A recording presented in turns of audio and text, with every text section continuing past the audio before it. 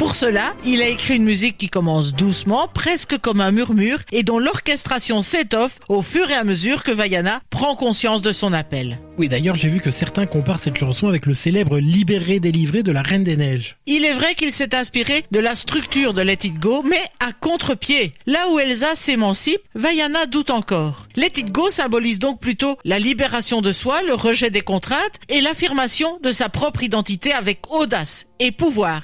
Alors que How Far I'll Go exprime le désir d'explorer, de découvrir sa propre voie, ancrée dans l'espoir et l'indépendance. C'est une chanson d'appel, pas d'affirmation. Et il fallait donc une interprète à la hauteur de cette intention, qui fut d'ailleurs choisie. En version originale, c'est Olii Cravalho, qui avait seulement 14 ans au moment de l'enregistrement. Avec sa fraîcheur et sa sincérité, elle incarne à la perfection ce mélange d'innocence et de détermination. La chanson a été enregistrée le jour même où elle a passé l'audition pour le rôle. Elle ne savait même pas encore qu'elle était choisie. En français, c'est Cerise Calixte qui prête sa voix chantée à Vaiana. On a donc choisi une voix claire, pleine d'énergie, très proche de l'interprétation originale. Tout à fait. Il était important de garder l'esprit de la chanson originale. D'ailleurs, les paroles françaises écrites par Nicolas Nebaud respectent exactement le message. Et c'est véritablement une chanson qui parle à tout le monde. Qui ne s'est jamais senti tiraillé entre ce qu'on attend de nous et ce qu'on ressent au fond de nous? Mais c'est pour ça qu'elle touche autant de gens. Ce n'est pas juste une chanson d'ado rebelle, c'est un chant intérieur universel, presque